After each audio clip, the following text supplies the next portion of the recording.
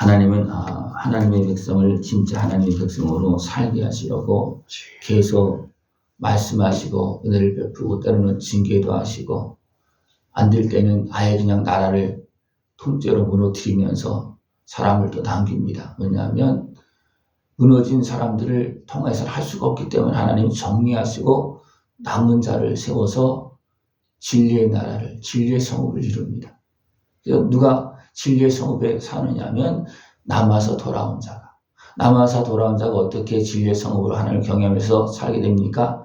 살아 역사하신 하나님을 똑똑히 본 거예요. 그 역사 속에서, 포로 생활 속에서도 똑똑히 보았습니다.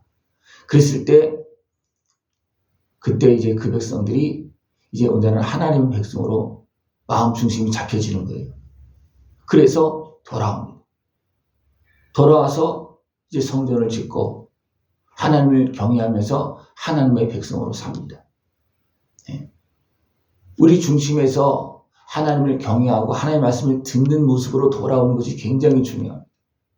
이것이 안 되면 그 다음부터 이어지는 하나님께서 함께 하신 축복과 은혜, 예수님의 은혜, 성령님께서 함께 하신 은혜를 누릴 수가 없습니다. 우리가 예수님을 만나기 전에 우리가 무엇을 만나야 되냐면 진리의 말씀을, 하나님께 주신 말씀을 진정으로 만나야 됩니다.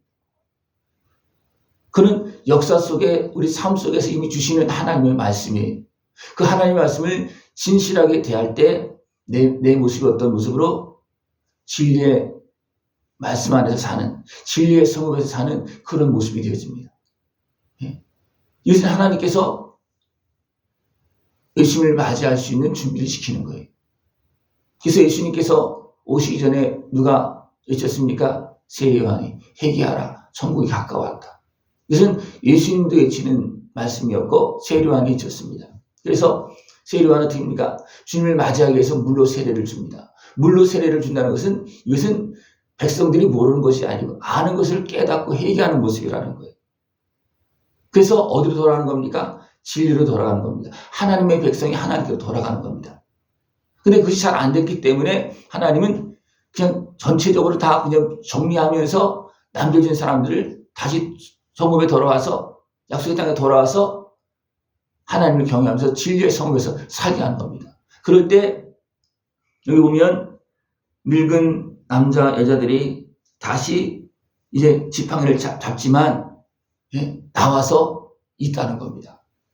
이것은 하나님의 말씀과 그 은혜가 이제 회복되어지는 그런 모습인 거예요. 그러면서 소년과 소녀들이 가득하여서 거기서 뛰는다는 거예요. 이것이 회복되어졌다는 거예요. 단순하게 사람의 삶이 회복된 것이 아니라 진리 안에서 사는 그 모습이 회복되어졌다는 겁니다. 그랬을 때 이제 노인분들이나 아이들이랑 같이 이제 정상적으로 활동하고 있는 그런 모습이 되어진다는 겁니다. 불법이 무성하면 노인들이, 아이들이 길거리에서 뛰놀겠습니까? 뛰놀 수가 없는 거예요. 그렇습니까? 환경이, 뛰놀 수 있는 환경이 안 되기 때문에 그렇습니다. 그러나 회복되어지면 지팡이를 잡은 노인들이나 아이들이나 이제 뛰놀면서 가득한 그런 모습으로 달라진다는 겁니다. 이것이 사람의 눈에 기이하지만 하나님은 그렇게 하신다는 겁니다. 우리가 회복되어지면 이것이 자연스럽게 이루어지도록 하나님께서 그렇게 역사하십니다. 그렇게 인도하여다가 하나님께서 예루살렘 가운데 거주하면서 그들은 내 백성이 되고 나는 진리와 공의로 그들의 하나님이 되리라. 우리가 진리를 구할 때 하나님께서 은혜를 베풀어서 돌아오게 하고 또 하나님도 함께 하시면서 진리와 공의로 함께 하시면서 다스린다는 겁니다. 진리를 싫어하는 사람들은 하나님의 다스림도 싫어합니다. 그냥 무엇만 원합니까? 하나님이 그냥 계시고 그냥 복만 달라고 그렇게 하는 거예요. 이거는 진리가 아닙니다. 진리는 살아계신 하나님과 우리와 그 모든 것들이 다 하나 되어서 정상적으로 돌아가는 것이 진리 안에 사는 모습입니다. 이제 그것이 회복되어져서 또 하나님 어떻게 합니까? 더 온전하게 회복시키시려고 아들의 생명을 내어주는 겁니다. 여기서 무엇을 표현하고 있는가 하면 평강의 씨앗을 얻을 것이다 그랬어요. 평강의 씨앗이 뭐예요? 바로 예수님이십니다. 그 예수님의 생명이 우리에게 주어지면 우리가 이제 하나님의 백성 정도가 아니고 하나님의 자녀로 일어납니다.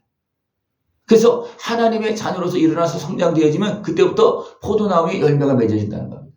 그전에는 포도나무에 열매가 없어. 예? 무화과나무도 열매가 없어. 우양간에 소도 없고 양들이 없어. 그래도 하나님을 바라보는 사람들은 찬송한다는 겁니다. 그러나 이것이 회복되어져서 이제는 진리의 성으로 돌아오고 약속한 땅에 돌아오면 하나님께서 축복해 주시어서 모든 것이 풍성해지도록 한다는 겁니다. 포도나무에 열매가 맺어지도록 한다는 겁니다. 이 은혜를 어디에서? 진리의 성읍에서 하나님의 공의의 다스림 속에서 이 은혜를 누릴 수 있고 예수님의 생명의 은혜 속에서 이 은혜를 복된 자녀의 모습으로 다 누릴 수 있는 모습 되어지길 축원합니다. 유다 족속과 이스라엘 족속아 너희가 이방인 가운데 저주가 되었으나 그전에 말씀을 듣지 않고 진리의 말씀을 따르지 않을 때는 결국은 표로로 끌려가고 다 짓밟히는 그런 모습이 되어졌다는 거예요. 그것도 이방인의 우상 성민의 이방인들의 왜 그들이 그 길로 갔기 때문이었어요. 그러나 지금은 하나님의 살아계심을 보고 하나님의 백성으로 돌아와서 진리 안에서 살고 하나님의 경험을 살기 때문에 그것이 바뀌어진다는 겁니다. 예. 너무나 많은 사람들이 자신은 안 바뀌어지고 그냥 내 소욕대로 채워주기만 원합니다. 하나님이 바보입니까? 아니에요. 그래서 하나님은 정확하게 하십니다. 먼저 우리 마음 중심을 보시고 돌아왔는지 안 돌아왔는지 하나님 앞에 서 있는지 안 서 있는지 그걸 보십니다. 그리고 어떻게 합니까? 하나님의 진짜 은혜를 구하면 하나님 앞에서 은혜를 구하면 하나님은 아들의 생명까지 내어주십니다. 그리고 모든 걸 다 회복시켜주고 죄값을 치러주고 대리운세를 멸하시고 상한 몸과 마음과 생각들을 회복시켜 주셔서 또 온전한 모습으로 회복시켜 주십니다. 이것이 하나님께서 주시는 은혜입니다. 이제 내가 다시 예루살렘과 유다 족속에게 은혜를 베풀기로 뜻하였나니 왜 그렇게 하겠습니까? 그전에는 막 진노하고 다 막 그렇게 했지만 왜 다시 바꿔서 그렇게 하겠습니까? 그들이 돌아왔기 때문에 하나님의 은혜를 구하기 때문에 하나님의 말씀을 듣기 때문에 내가 은혜를 베풀겠다. 얘는 도와주겠다. 왜? 그 중심이 돌아왔잖아요. 이스라엘 백성들이 어느 때 온전한 하나님의 백성의 모습이 되어졌느냐 하면 포로 생활에서 돌아왔을 때 그때서야 그전에도 하나님의 백성이 하나님의 백성을 막 그렇게 합니다. 그러나 전체적으로 보면 하나님의 백성의 마음이 없었어요. 어느 때 하나님의 백성의 마음이 되어지냐 하면 포로 생활에서 돌아와서 이제 확실하게 본 거예요. 그래서 이제는 하나님의 백성으로 삽니다. 그럴 때 하나님은 어떻게 합니까? 그들 준비시키고 그 다음에 아들을 보내주셔서 백성 정도가 아니고 이제는 하나님의 자녀로 살게 하십니다. 그리고 예수님을 아예 포도나무로 주시고 우리를 가지로 붙여서 이제는 하늘의 열매를 맺으면서 하나님 아버지의 은혜를 누리는 복된 자녀의 모습으로 살 수도 있도록 그렇게 베풀어 주시는 것입니다. 너희가 행할 일은 이러하니라. 너희는 이웃과 더불어 진리를 말하며 너희 성문에서 진실하고 화평한 재판을 베풀고. 그러면서 하나님께 우리에게 명하신 것은 뭐냐면 진리를 말하고 진실하고 화평한 삶을 살아가라는 거예요. 재판장들에게 지도자들에게. 그래야지만 그 하나님의 축복이 계속 이어질 수가 있다는 겁니다. 진리를 말하고 진실하고 화평한 모습으로 진리 안에서 진실하고 화평해야지 되는 거예요. 진리 안에서 하나님 안에서 하나님 말씀 안에서 진실하게 화평을 이루어야 된다는 겁니다. 내 소욕을 통해서만 이루려고 하는 것은 그건 아닌 거예요. 진리 안에서 하나님 주신 말씀 붙잡고 진리의 길로 걸어나갈 수 있는 모습 되어지길 축원합니다. 그렇게 돼서 그 백성들이 하나님께서 함께 하시는 축복의 삶을 살아갈 때 그 다음에 더 나가서 이제 금식과 또 이런 모든 것들이 변화해서 이제 기쁨과 즐거움과 희락이 절기가 되겠다. 절기가 되어지면 금식하고 문제가 생겨서 막 그냥 그것 때문에 막 부르짖고 금식하는 모습이 이제 변화되어서 이제는 어떻게 됩니까? 절기가 기쁨과 즐거움과 희락이 된다는 거예요. 그렇습니까? 하나님의 은혜가 가득하기 때문에 절기는 그냥 무조건 하나님의 감사 영광만 노리는 거예요. 그전엔 힘들고 어렵고 막 그렇게 될 때 습니까? 하나님 앞에 나와서 금식하고 우리 살려달라고 우리 도와달라고 우리 구원해달라고 왜 이렇게 어렵게 됐습니까? 그런 모습이 되어졌지만 이제는 달라졌다는 겁니다. 왜? 그들이 진리 안에서 하나님 축복을 누리며 살기 때문에 이제는 하나님 앞에 나가는 것이 기쁨이고 감사하고 축복이고 막 그렇게 영광 찬송이 되는 겁니다.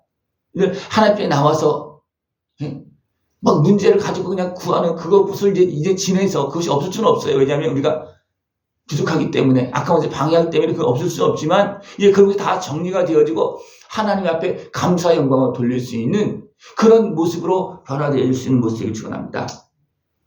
그렇게 되어질 때 이제 누가 이것을 보느냐 하면 세상 많은 사람들이 이걸 보는 거예요. 그래서 누구도 온다 했습니까? 많은 백성과 강대한 나라들이 예루살렘으로 와서 만군의 여호와를 찾고 여호와께 은혜를 구하리라. 하나님의 백성이 하나님의 백성으로 돌아와서 하나님께서 함께 하시는 그 은혜를 하나님의 자녀로서 누리기 때문에 이것을 본 많은 이방인들이, 많은 강대한 나라들도 와서 하나님의 은혜를 구한다는. 세상에 강한 나라들은, 강대한 나라들은 거기도 화평이 있습니까? 힘은 있을지 모르지만 화평은 없어요. 그들도 아는 거예요. 내가 천하를 움켜잡을 만한 힘을 갖고 있다 할지라도 저 백성들을 보니까 우리보다 훨씬 더 낫다. 우리보다 힘이 없다 할지라도 저 백성들에게는 화평이 있고 기쁨이 있고 감사가 있구나. 아, 우리들도 가자. 그래서 강대한 나라를 또 온다는 겁니다.